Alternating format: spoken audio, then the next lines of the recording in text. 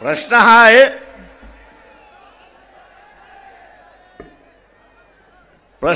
आहे, की तुम्हाला खरं लढण्याची इच्छा आहे का?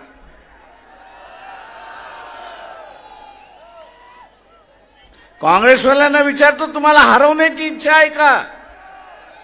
4 जागा कमी मिळाल्या आणि 4 जागा जास्ती मिळाल्या, फरक काय पडतोय? तुमच्या मानगुटीवरती जी तलवार आहे, कारवाईची तलवार आहे, अटक होण्याची जी तलवार आहे, एकत्र लढलात तर ती तलवार उडवू शकता.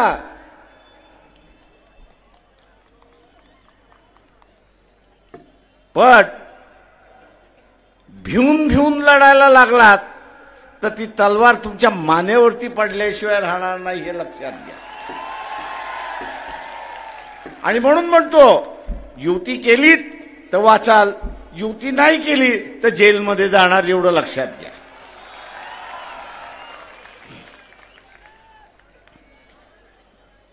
आरएसएस बीजेपीचा एक फंड आहे.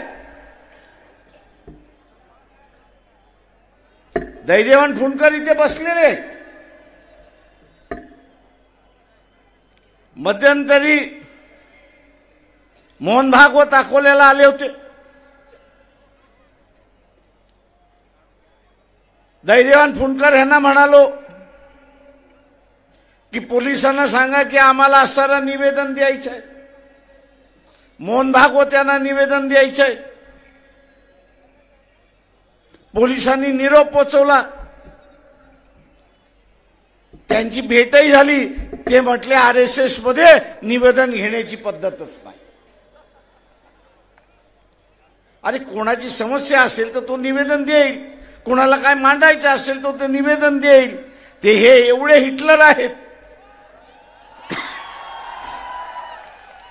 एवढे हिटलर आहेत की आम्ही चर्चा करणार नाही, आम्ही चर्चा करणार नाही, आम्ही निवेदन देणार नाही.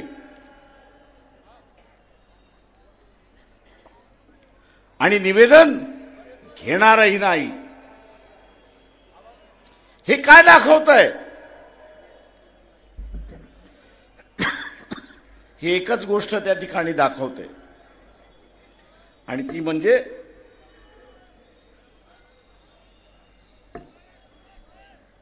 एक कलमी कार्यक्रम, हुकुमशहाचा कार्यक्रम. एक पक्षच या ठिकाणी चालेल, दुसरा पक्ष चालणार नाही.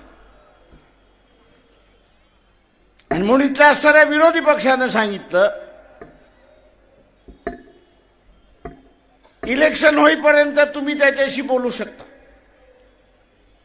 समझोता करू शकता. अरे बाबा, आम्ही तुला पाहिजे तसं करतो, तू आम्हाला टाकू नको. पण लोकसभेचं निवडणूक झाल्यानंतर, नरेंद्र मोदी सत्तेवरती बसल्यानंतर तुम्ही काय त्याच्याशी बोलणार? त्याला असताना एकच पक्ष पाहिजे, उरलेले सगळे संपले पाहिजेत. आणि उरलेले सगळे संपले पाहिजेत असं धोरण घ्यायचं असेल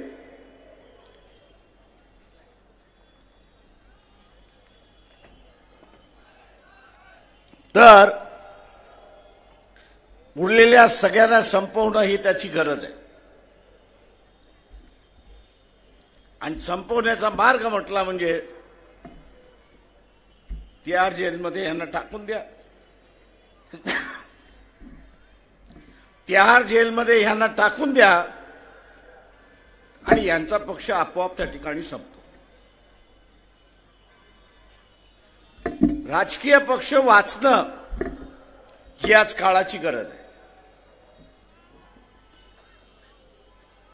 राजकीय पक्ष वाचणं ही आज सारी काळाची गरज आहे. राजकीय पक्ष वाचले तर लोकशाही वाचली. राजकीय पक्ष वाचले नाही तर लोकशाही संपली. आणि लोकशाही संपली की हुकुमशहाला या ठिकाणी सुरुवात होणार. आणि म्हणून या काँग्रेस, राष्ट्रवादी, उद्धव ठाकरे यांची असणारी सेना बसा आणि समझोता करा. बसून समझोता केला नाही तर तुम्ही जेलमध्ये गेल्याशिवाय राहणार नाही, एवढं लक्षात.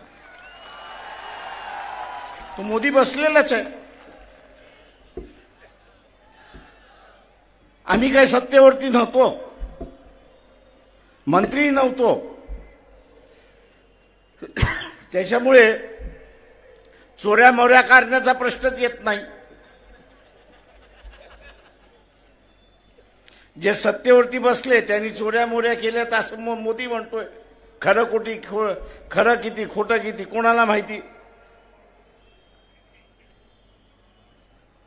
कागदावर काळा करायचा, काळ्यावरती कागद करायचा आणि मोकळा होत जायचा, अशी असणारी परिस्थिती आहे.